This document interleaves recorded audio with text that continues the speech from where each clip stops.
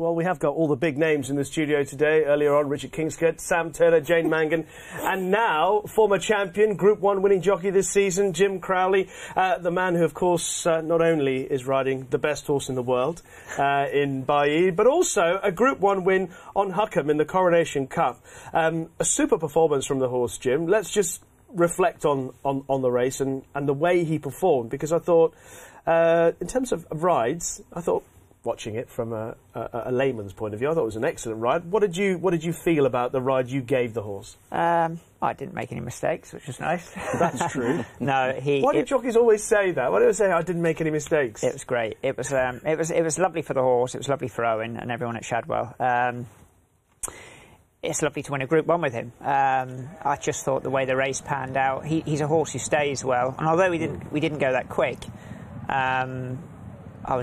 He's pretty uncomplicated, and when I saw Frankie, William didn't really know if he wanted to go or not, and then Frankie took the bull by the horns, and then I thought, obviously I don't want to be sat fourth, and obviously if it does turn into a sprint, I'm going to be out of position. So all the while you're still formulating here as we're watching, you're still formulating exactly what you want to do depending on what Frankie or William does?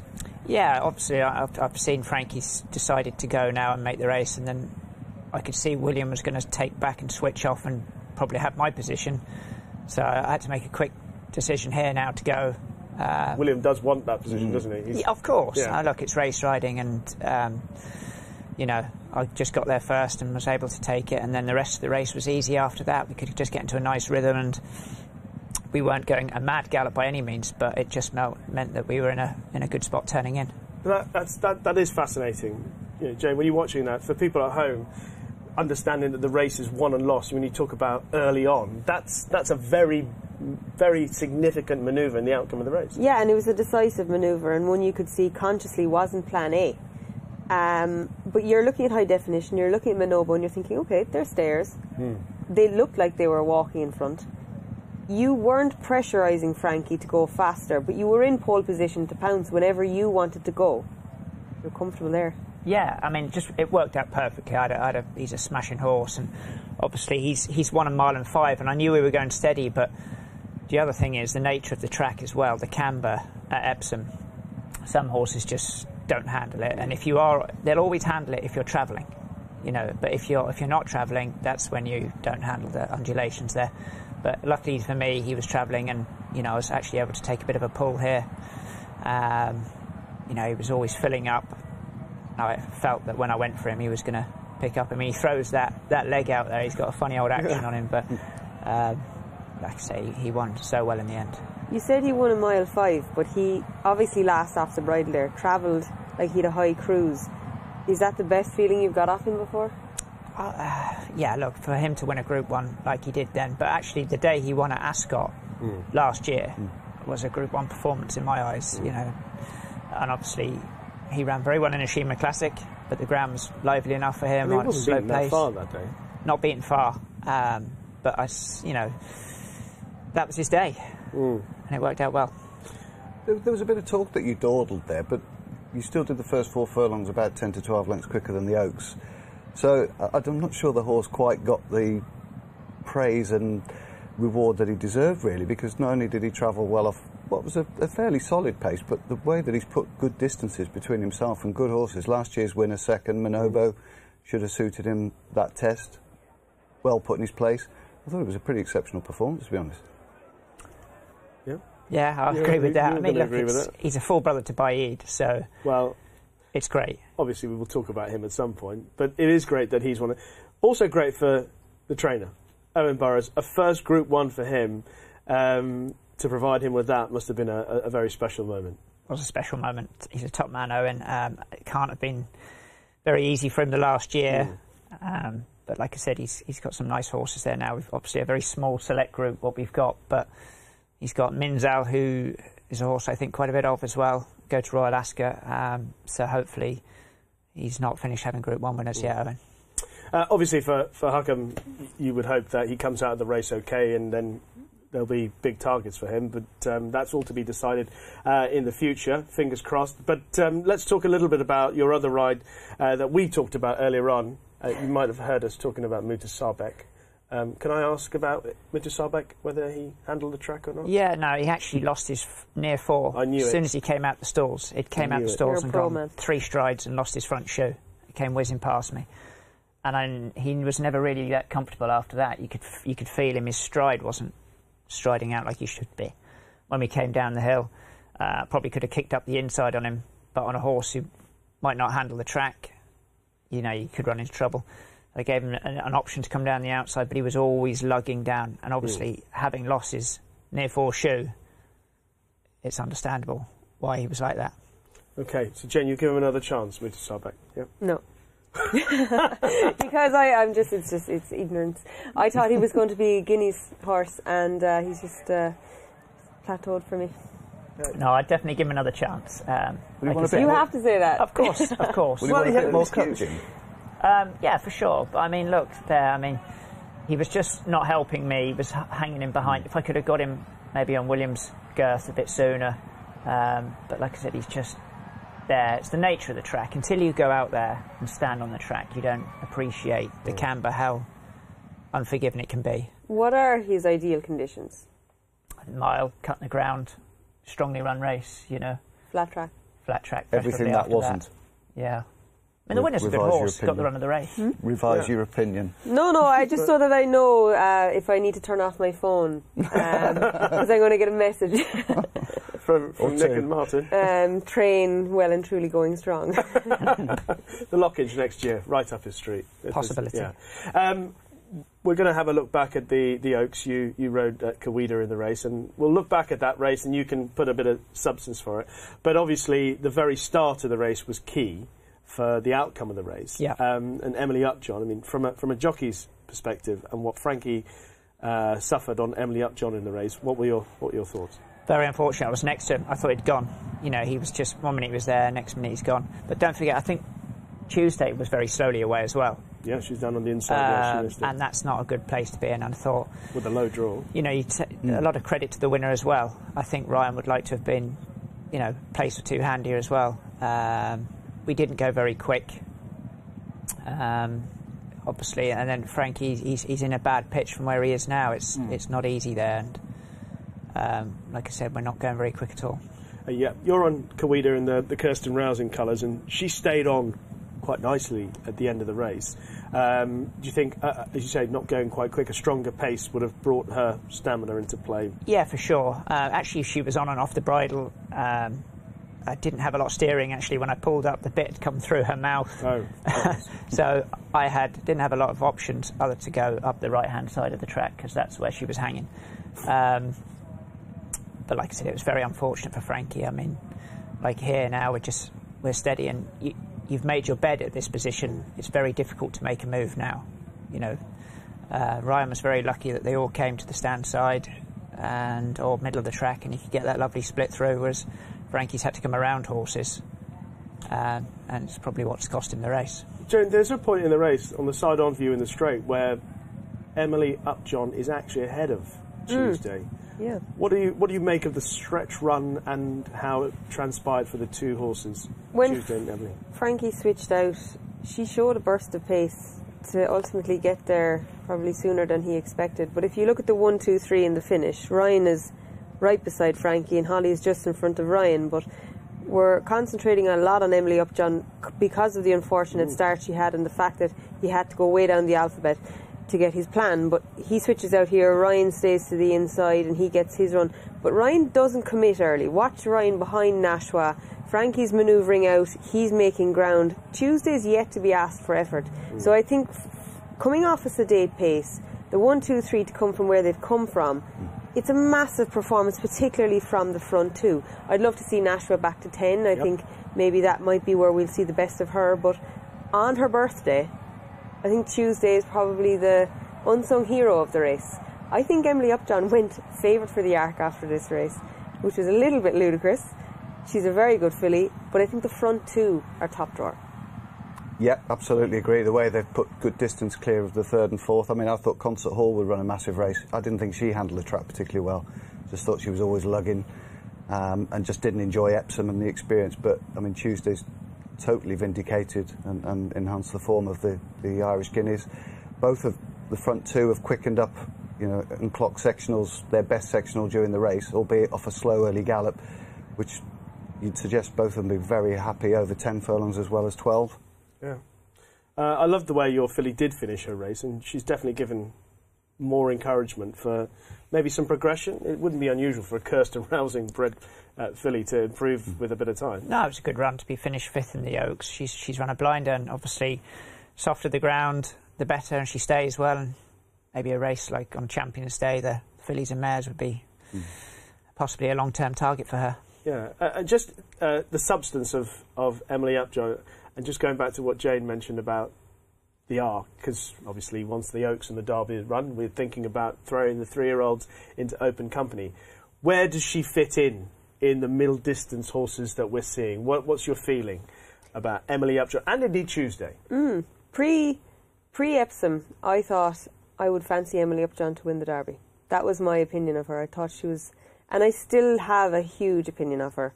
She's a very big individual as well. As was Nashwa. It took me by surprise how big she is as well. Post-race, I'd love just to see her come back to the Curragh for the Irish. I think the track would suit her very, very well. Of course, she could meet Tuesday there. Yeah. But wouldn't surprise me one bit if Tuesday came back and tripped like her sister Minding when she came back and won the QE2 on British Champions Day. So the realistic targets are Desert Crown is now so far ahead after his Derby triumph, but Emily Upjohn is extremely smart. And I must say, we came very close to having 2 classic winners come out of the ring. So often the British and particularly Epsom Classics are homebreds, big operations, no way you could ever get your hands on them. But the Derby winner's 280 grand and Emily Upjohn 60 grand. So that was a little bit of a positive spin on, you know, trying to get a classic winner can be very, very hard. That's a good point. And we would absolutely love the celebration that the breeder of Desert Crown took in yesterday. He went and had some trifle with his daughter, apparently, after the victory. I mean, that resonates with us, doesn't it? Absolutely. A little bit of trifle. I love trifle. Do you trifle fan? Oh, big time. Trifle? You like trifle? It's no Look chocolate, at me. it's no I know you were going to ask Jim about I don't like trifle at all. How do you think that the Desert Crown, Emily Upjohn, and I would personally, like, having seen what she did on the clock, I would love to see her in an eclipse. But I don't think that'll ever happen because John Gosden's got 4 or 5 entries, including the Queen's Horse. She'd probably have to be supplemented. I don't know whether she'd come back and whether that's even on the agenda. But she's got the speed. Obviously, loves Sandown. I think it would be an intriguing matchup with Native Trail, Bay Bridge, all those sort of horses. That would be some move to do that. It'd be unusual, but it'd be very exciting. Jim, how do you see it? You know, having obviously had a feel for some of these horses and some of the races, in terms of the colts, the 3-year-old colts, the 3-year-old fillies, and maybe how good they are in terms of a crop to take on the older horses over the middle distances. I think they're very good. Both Guineas winners looked impressive. I think, obviously, I was very impressed with Homeless Song when she won in Ireland. Very impressed. Bay Bridge came past me like I was stood still on a very good horse. I think he's probably, for me, and obviously the Derby winner, but Bay Bridge was so impressive at Sandown. I don't even think Ryan Moore could believe when he pulled up what had just happened. You know, he really was quite surprised. But he's a very good horse. Obviously Desert Crown, Emily Upjohn, they're a great bunch. Yeah. You know, a really strong, 3-year-old bunch.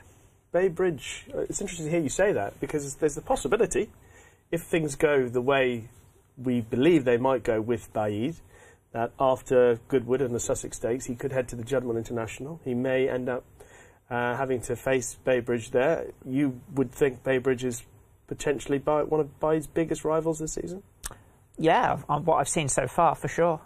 He looks like he would have no qualms about staying a mile and a half Bay Bridge, so hopefully they might go down the sort of King George route with him. You just don't know, but obviously Sir Michael might be going down with Desert Crown. But it's lovely for Sir Michael to have 2 such nice horses now.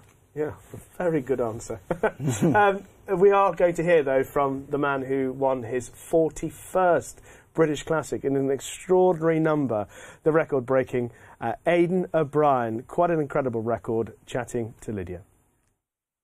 It does. Like, obviously, it's incredible, really. It's something you never think about could happen because you could never believe it could happen. But we are so grateful that it has happened, and believe me, we don't take it lightly in any way, because we know how much has went in by everybody, how much hard work and how much time and how much finance and how much thought and concentration about pedigrees from so many people, and like no more so than from the lads. Like, it's constant, relentless, day in, day out thought, taking out a little bit, putting in a little bit, and making those pedigrees. It's like a recipe. We add this to it, we'll take out this too, and it's all judged by when the horses come here. Their weaknesses are exposed, and then they say we'll take out this and we'll put in this from some other mare or some other stallion, and that's where the bar is measured from day in, day out, and it's hard and it's severe, but that's where it has to be done, and that's the way it is. You're a big fan of Epsom for that, aren't you? The way that it tests them. Well, it tests them every way.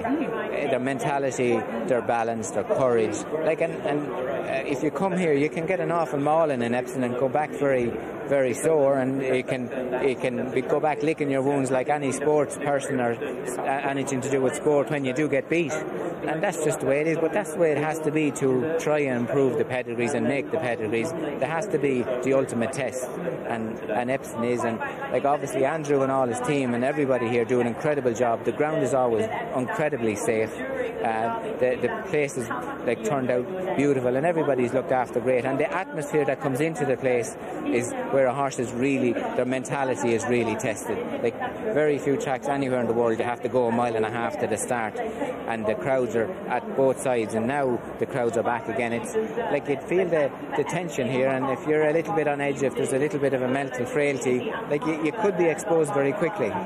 It's a great place, Epsom. We've celebrated so many people. We need to celebrate Ryan Moore, and it's obviously a really difficult period for him and his family with what's happening to his brother Josh. You must only have admiration for the way in which he manages to carry on his professional life whilst all of that is happening in his life, his important family life. Yeah, absolutely incredible. Like, obviously every day we speak, the first thing we speak about is Josh every day, and that's the way it always is, and that's the way it is, and the most important thing. And like, please God, like, we're all thinking and praying for him that he keeps making them little baby steps every day, and that's what we hope that keeps going. And we're thinking of everybody, all Josh's family and Josh as well. Like, it's a very tough time, and please God, he'll keep making them little steps every day. And then, like I say, we talk about that first thing every day, and then everything else goes on.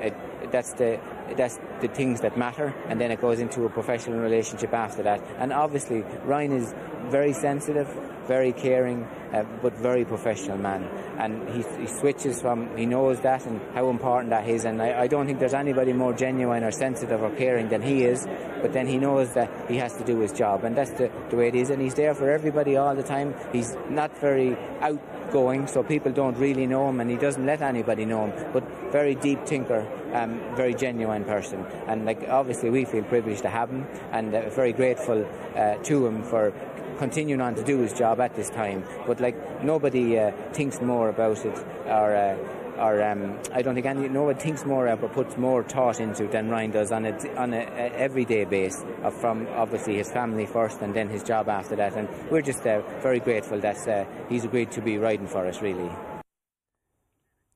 I know I've said the word 3 or 4 times, but it is incredible to think 41 British Classics. Jane, I mean, when you think to Aidan's impressive haul of international successes, but just here in Britain alone, that's some number.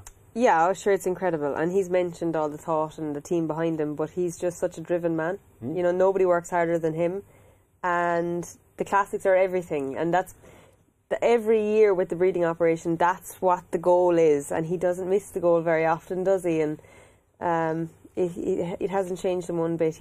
I admire the man so much because I know how hard he works, and his family are obviously doing the same thing, so it's just, there's going to be serious continuation there. But yeah, he's an extraordinary person. Sam? Brilliant trainer, brilliant sire, isn't he? You know, in the year that we saw Lester Piggott's statue, surely it can't be long before we see an Aidan O'Brien one. Yeah, I mean, you think of some of the great names in the sport, and obviously Vincent and Leicester. Aidan O'Brien has just, I mean, yeah, from your perspective, Jim, being as close as you are to the sport, he must be. Well, I mean, obviously he is one of the greatest of all times, but the record and the achievements, does that even take you, someone who's as deep in the sport, does that take you by shock when you stop and pause and look at those numbers? It's just a genius. I've only had one ride for him in the English Ledger, but attention to detail is what is I think is his main thing. It's just he just doesn't miss a trick, and phenomenal. Those records, I think there's only probably Joseph O'Donoghue who might ever get near to it, but it's just amazing, you know. It's just a genius of a trainer. You never see any of his horses sort of really sweating up, but I mean, you know, with the atmosphere and the buzz around Epsom and stuff like that, you never really, they're never keen to post. They just always seem very relaxed, chilled horses. You know, that's master trainer at work, surely, that to manage to achieve that.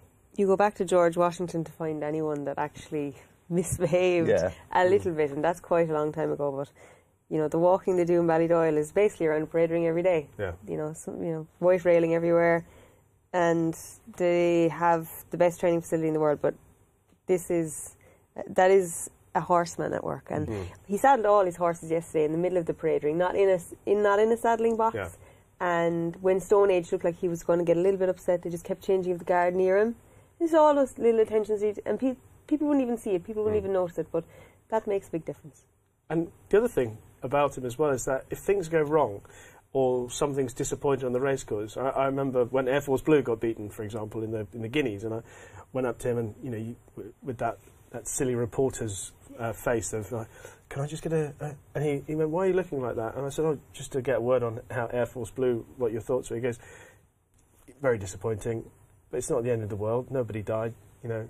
It is what it is. It's that perspective as well to understand that there's a huge world out there and we're only playing a small part. Despite what Aidan O'Brien has achieved in his 41 British Classics, the one thing he was not part of yesterday was the parade of Royal Jockeys, which this man, Jim Crowley, was certainly, I imagine, Jim, a huge privilege to be part of. Oh, it was. I mean, you just... when you were getting changed beforehand, all of us together, and you're just looking around the room, and some of the guys who've ridden winners for Her Majesty, it's just amazing, really, and it's good fun. We all enjoyed doing it. There's Seb, look, coming in now.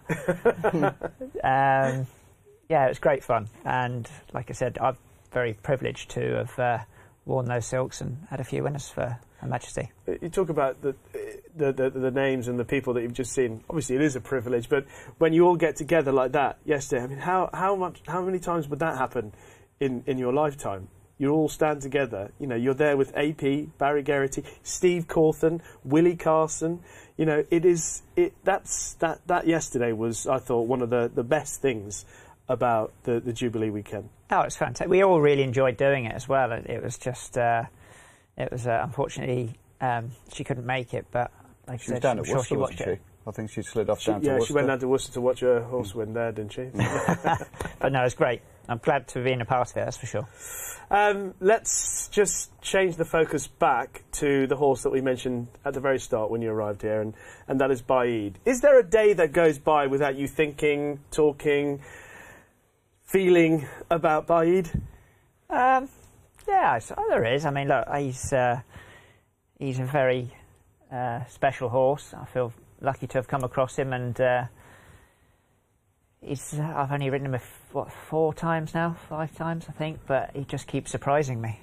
Every time I ride him, he just seems to be getting better, and I thought his run in the Lockinge was just exceptional, really. And I knew how good he was. I'd been to Chelmsford to ride him work, and he absolutely blew me away that day. He worked with 2 very decent horses, and I just let had an inch of rain in the straight, and he was gone. And I pulled up, and I was like, wow. And it's not very often as a jockey you get that feeling off a horse, but I did, and I got the same feeling off him in the Lockinge. And he's just a lovely horse. He is very similar, his mind, to Huckham. They're just rock solid. Just does what he says on the tin, turns up. He's not keen. You can put him anywhere in a race, but this horse has got just an unbelievable turn of foot.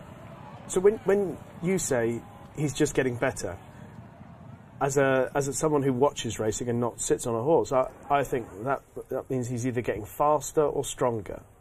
How would you describe what getting better means? Well, certainly I think he's maturing, getting stronger. I mean, don't forget this horse didn't start his racing career till June last year. He packed quite a lot in a short space of time. And I think hopefully we'll see the best of him this year. But it'd be interesting when he does go up and trip. He's always galloped out past the line extremely well. And if he can show that turn of foot over a mile, if he can do that over 10, then it's going to be just as exciting, really. Would 10 be the limit? You wouldn't want to meet Emily Upjohn in the Ark, would you? Listen, I honestly, I think the horse would stay a mile and a half because of his mannerism. He could knock him off and put him to sleep, but does he need to? Does he really need to go a mile and a half? We're always testing them all the time, but I'm sure we'll see over a mile and a quarter. But interesting that. I always think that's an interesting topic. Does he need to is the question, because obviously he doesn't. He could stay at a mile and he could clean up, win everything. Obviously, there'll be the potential of taking on Caribus or whoever in Sussex, but is that not what makes the game great? Yeah, for sure, and I think hence probably that's why William would like to step him up to 10 in the Juddmonte. It looks a great race to do it, and then that's what it's all about, isn't it? The best against the best. You don't want to be just considered the best of your division. You want to conquer all divisions to prove your supremacy. And just watching him, I don't know how to define it. He's comfortable at a high pace. He obviously has a huge lung capacity. He's very straightforward, as you say, in his mannerisms. Is there any flaw to him? Well, I haven't found it yet, but I'm sure there'll be a few people trying to find it. But no, he can come off a slow pace, and he's got a good mind. Yeah. Could be one of those once-in-a-lifetime horses, but like I said, he's got to keep on doing it, and as you saw with Emily Upjohn at Epsom, things can go wrong, they're not robots. Things have to go right and smoothly. But with his father, See the Stars, things went wrong in the Ark and he won anyway. Yeah. That's how good he looks, that Absolutely. He can just make things happen. Yeah. I still remember Jim McGrath's commentary. He'll have to be a champion. He is a champion, I reckon. Yeah. By the time he ended the sentence saying he'll have to be a champion, he was already in front from where he was. Baaeed does have that potential. Yeah. Jim's mentioned, obviously, as we all know, that it's the Queen Anne, the Sussex, and then the Juddmonte. What race would you like to see Baaeed in, Sam? I think the Juddmonte's the one, I think, most definitely. Him tackling something that he hasn't done before and proving himself over a different distance. I'm not always of the opinion that we're always looking to stretch these horses out. We're always looking to make, 2.5 milers in the Ryanair Gold Cup horses. We're always trying to make milers into 10 and 12 furlong horses. I like seeing them excel at what they do best, really, and showing that explosive speed. But I can understand the clamour for him to run in a Juddmonte, because I think that is a fantastic race at a brilliant race course with a very knowledgeable crowd, and you get good quality performances there, electric performances there at York with that long straight. I think it'd be perfect for him. Yeah, Jane, do you think? I'd love him to meet Desert Crown there.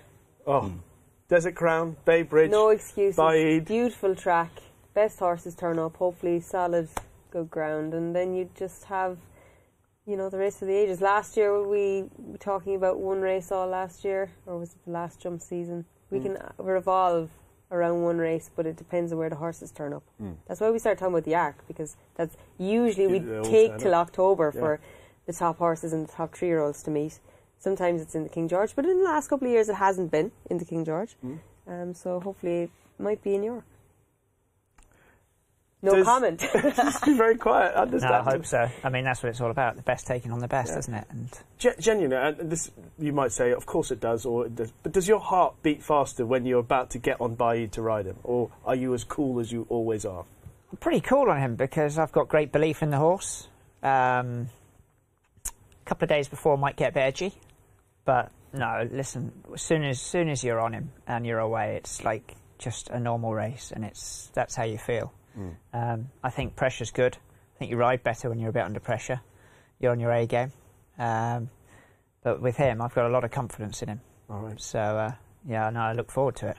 Once Baaeed moves up in distance, the miling division, I think you guys got covered potentially with Aldari, who has looked, again, his progress. has been rapid, considering he had that time away from the track. I mean, how good has his performance been, or when he won last time out, how good a performance was that, and how much did that encourage you for what's to come this season for him? Yeah, I was really impressed with him. I think, you know, a lot of the clock watchers as well, the last couple of furlongs, what he put up was a very, very good time. He is ground dependent, I think. You know, you watch him move there and you think, oh, he doesn't mind, but he is better with cutting the ground. And if one of those big Group 1s came up very testing, yeah, he'd be bang there for sure, and he's equally effective over 7 as furlongs a mile. He's just a solid horse. And like I said, if Baaeed wasn't around, you know, he'd be to the fore in the Queen Anne. Yeah. What would be the next race for O'Brien? Well, that's a good question. As I said, he would be ground dependent. So I'd love a Sussex Stakes where it peed down like it did with Here Comes When. Oh. One of the wettest days on the racecourses. Yeah, that's for sure. That'd be up his street. Yeah, I imagine that he might be interesting to go to France with, maybe. Yeah, quite possibly. But every time I've been to France this year, they said it's good to soft, and it's been firm. So you never quite know what you're going to get there. Well, very early on in this conversation, you rolled out the Bay Bridge conversation, because I was going to ask you about Mostadaf, because I thought, obviously, he was a progressive horse and he might be the Bay Bridge, but you were in that race at Sandown, and as you said, Bay Bridge came sailing on by. What did that do about expectations for Mostadaf? Well, obviously we were all very disappointed. You know, as I said to Richard and John when I came back in, I said I think we bumped into an exceptional horse there. But I still think I don't think John might have got to the bottom of him yet, and I'm sure we haven't seen the best of him either. You know. Any plans? Will he go to Royal? Well, I would imagine he'll be working this week and then make a decision whether he goes to the Prince of Wales or where we go. But listen, there's big races in him for sure. Yeah, and of course, you know, we can't let Jim Crowley go away with Royal Ascot on the horizon now and not mention Battaash and the memories of riding the great horse, and whether you get an opportunity to go and see him and thank him for all that he has done. Yeah, he was down at the Lambourne Open Day, and actually I went and rode out, and he goes to Charlie's, and he was in his old box. I went round and had a little chat with him, and yeah, listen, when you're riding them, you don't appreciate them all the time, and when they're gone, you think, oh, I do actually quite miss you now. Yeah. But could do it, you know, going to a lean patch. he was something else, and frustrating. Like some days, I thought he'd win the Nunthorpe and he got beat. I thought he'd win the Abbaye and he got beat. Yeah. But the day he did win the Nunthorpe and broke Deja's record, I actually knew he would win that day. I was just so confident. I just everything around the draw, the way that just had a funny feeling. And actually, his second Nunthorpe, I thought he did particularly well because. Was he at his best that day? I thought he had to be. I thought it was horrendous weather conditions, really bad. And he had to put up a bit of a fight, and he never really had to get in a battle. Yeah. He had his race won at the furlong pole, and he had to battle that day.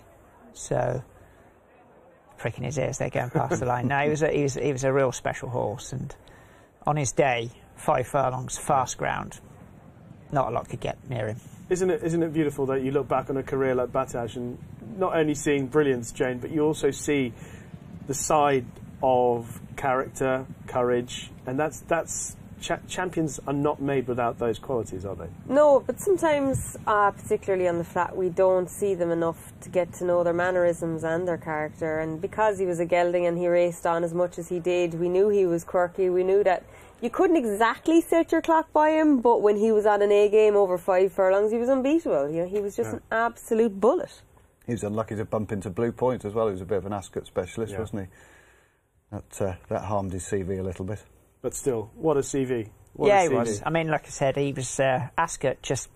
I was lovely to win a King's Down on him, but for me, it was always that stiff 5. It just, you know, the last furlong was never his strongest furlong there, that's for sure. Yeah. Anything else at Ascot apart from, obviously, Baaeed? Yeah, we'll have a good team going there. We've got plenty of runners. There's a nice horse of Saeed's who won the other night. Probably go for the Jersey. The son of Giant's Causeway. Yeah, big fan of his. He's very nice. All right, a 2-year-old for Paul Cole. who I think quite a lot of in the Coventry, Royal Scotsman for Jimmy Won Hay. at Goodwood, did he? First time up, very impressive. Turn of foot. Yeah, he's smart. So, yeah, we've got plenty of bullets. Hopefully some of them hit the target. Royal Scotsman, how impressive was that debut, in your opinion? I thought it was very good. Form's been franked since. Paul Cole, when he gets a good one, he knows, and he's... I rode Berkshire for him to win the Chesham, and so, yeah, he's very excited about him. And I got off in that day, and I thought, definitely Coventry. Wow. Think you can turn the tables on the Godolphin then? Sorry? You can turn the tables on the Godolphin winning from Ascot? Well, I only rode him that once, and I think he was a bit green that time. He ran first time out, so, yeah, I don't see why not. All right. OK, and before you go, your golf has improved quite a lot. How are you getting on? Well... yeah, not too bad. Oh, jockeys aren't allowed to really say, are they? How He's not another one with an Irish handicap and an English handicap, is he? Very much so. I played Philip Hyde the other day. He came down to play. He used to ride with over jumps. And he said, I'm just going inside to change my shoes. And he went in, a sneaky sod, went and checked my handicap mark before we played. What is it now? 11. But I told him 14, so I was... They can't help themselves, can they, these jocks? Oh, my goodness. Sent straight to the stewards' inquiry. Yeah. Jim, real pleasure to have you on. Well done at Epsom on the weekend, and best of luck for the next few weeks, especially at Ascot with Baaeed and Royal Scotsman, etc. I hope they all run well. I'm trying to remember the name of Saeed's horse by Giant's Causeway. So am I. Oh, this is terrible. It was just this is what happens when you get to my age. You're much younger than me. They're not easy to remember. It's a chestnut, flashy chestnut by Giant's Causeway. Okay, that's it. That's all I know. But he's what now? 3 from 3. Yeah, 1 under a penalty. So I know a bit about him. You know everything about his name. It's just so embarrassing. You even know his dad. I know his dad. Is he? No, I don't even. I guess he don't. Jim, thank you very much. Thank you. And good luck for the few weeks ahead, especially with Baaeed in the Queen Anne, and we look forward to seeing him in the Arc at the end of the season. Thanks. That is Jim Crowley, former champion jockey and winner of the Coronation Cup on Huckham. Lots more still to come on Luck on Sunday.